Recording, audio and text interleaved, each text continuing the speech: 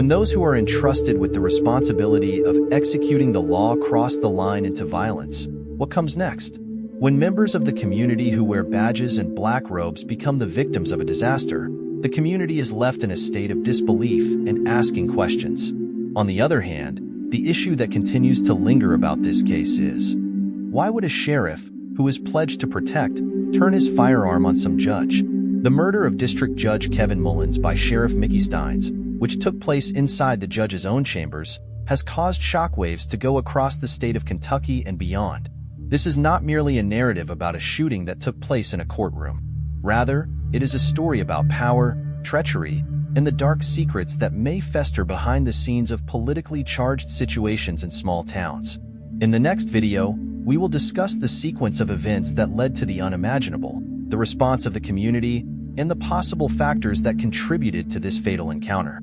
In order to establish the facts, who exactly was Judge Kevin Mullins? To have a better grasp on this situation, we must first establish who the various parties involved are. Kevin Mullins was a district court judge in Letcher County, Kentucky, who stood out for his high level of respect. A man of integrity who maintained a forceful but fair posture in the courtroom, Mullins was appointed by Governor Andy Beshear in 2009. He was regarded as a man of character from the beginning. His decisions were thorough, his approach was professional, and he enforced the law with a reputation that the majority of people loved. Mullins was not only a member of the community who sat behind a bench, rather, he was profoundly rooted in his neighborhood. In spite of the fact that his courtroom was the scene of a number of disagreements, ranging from family law to criminal cases, no one could have foreseen that the same halls that were designed to administer justice would also be the location of his murder by a third party. The other side of the badge is a book written by Sheriff Mickey Stines. On the opposite side of this tragedy is Sheriff Mickey Stines, a man who managed Letcher County's law enforcement for many years and served as the county's most senior law enforcement official. In 2022, he managed to win the election by campaigning on a platform that pledged to reduce the amount of crime in the area and to ensure that the sheriff's office was held accountable. When seen from the outside, he seemed to be just another lawman in a long series of elected sheriffs. However, much like many other small towns, Letcher County had its own unwritten norms, politics, and power dynamics. Furthermore, there were tales that circulated behind closed doors. A number of months before the tragic event, rumors started to circulate, indicating that tensions were present between the judge and the sheriff. But nobody seemed to care about them at all. Letcher County is a very tiny and close-knit community, therefore it is inevitable that problems will arise there. On the other hand, nobody could have adequately anticipated how dangerous these tensions would turn out to be. September 19, 2024 is the date of the fateful day. On September 19, 2024, an event that was unimaginable took place.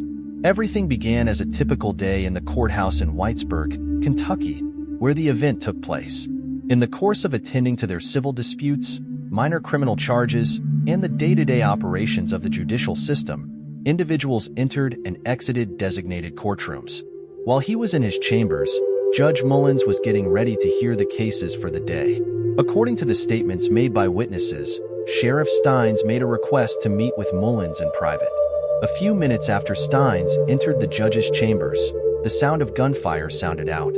No one knows precisely what was spoken behind those closed doors, but the sound of gunshots resonated throughout the room. The result was complete anarchy. Everyone in the courtroom, including the lawyers, the staff, and even the citizens, ran for shelter, confused of what had just taken place. When the law enforcement officers eventually entered the room, they saw Judge Mullins lying on the floor with a fatal wound and Sheriff Stines standing nearby with his firearm drawn. In a move that had never been done before, Stines submitted himself without putting up any opposition. After being taken into custody by his own deputies, he was taken into jail instantly, leaving the courtroom and the community in a state of profound astonishment. A town in disbelief. What could have been wrong? Both bewilderment and incredulity increased as the news of the shooting went around the community. There is no way that anything like this could occur. Moreover, why did it take place in the first place? The judge and the sheriff had been working together for a number of years. However, despite the fact that they were from separate branches of government, they often worked together on things pertaining to county law enforcement. Thus, What might have caused this connection to escalate to the point where it led to murder? Even though the inquiry was still in its preliminary phases, stories started to circulate about the likely reasons for the incident. Several others hypothesized that it was a private matter. There was a rumor going around that Sheriff Stines suspected Judge Mullins was associated with his family. More specifically, there were suspicions that the judge may have had amorous ties to both Stines' daughter and wife. Despite the fact that these assertions are still theoretical, they were sufficient to ignite a raging storm of rumor throughout the little town. Others were of the opinion that the motivation may have been political. Considering that Mullins and Stines were both influential players in the Letcher County legal system, it is not unusual for power battles to take place between them. It is possible that disagreements over legal decisions, procedures of law enforcement, and protocols in the courts have reached a boiling point. On the other hand, the fact that this debate escalated to the point of murder was something that nobody could have anticipated. The consequences of the legal problem, justice for the judge. There are more questions than there are answers as a result of the aftermath of the incident.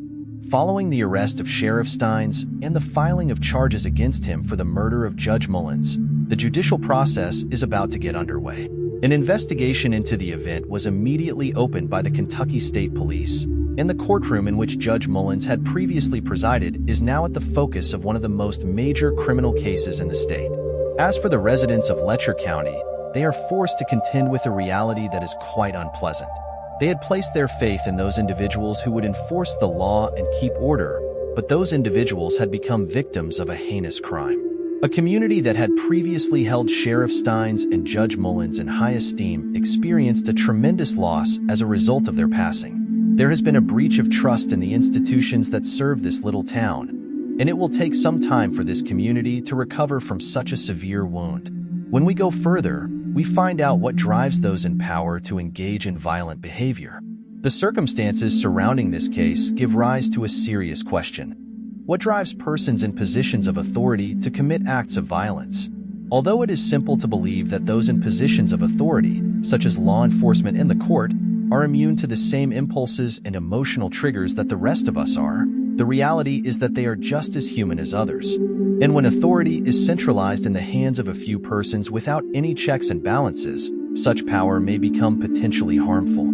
It is possible that the strains of small-town politics, the weight of duty, and maybe even personal grudges all came together in a fatal manner in the instance of Sheriff Stines.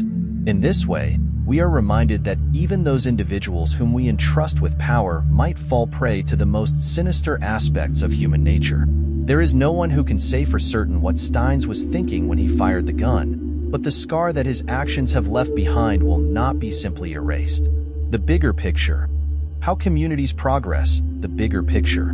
As the events surrounding this case continue to develop, it is essential to explore the ways in which communities such as Letcher County might proceed.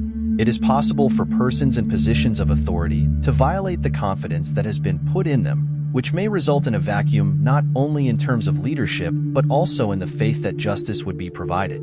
The courthouse will no longer be seen as a site of safety and order by many residents of the community. Rather, it will be perceived as a place of tragedy. However, as the lessons of history have shown us, communities do possess the capacity to recover. Changing the leadership, conducting investigations in an open and honest manner, and maybe most significantly, making a commitment to ensuring that individuals in positions of authority are held responsible are all necessary steps. It is quite possible that this case will give rise to discussions all around the nation about the functions of law enforcement and the judicial system, as well as the safeguards that are in place to avoid such catastrophes from occurring in the future.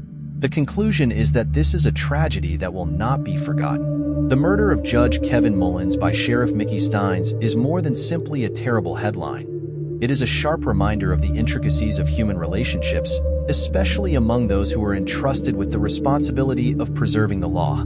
The courthouse, which was long believed to be a symbol of justice, has become the focal point of a crime that no one anticipated would occur.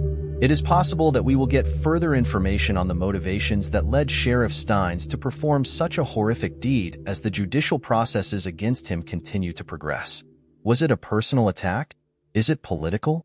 Or something that goes even further? Time is the only thing that can tell. After that, I would want to thank you for watching, and I will see you again soon.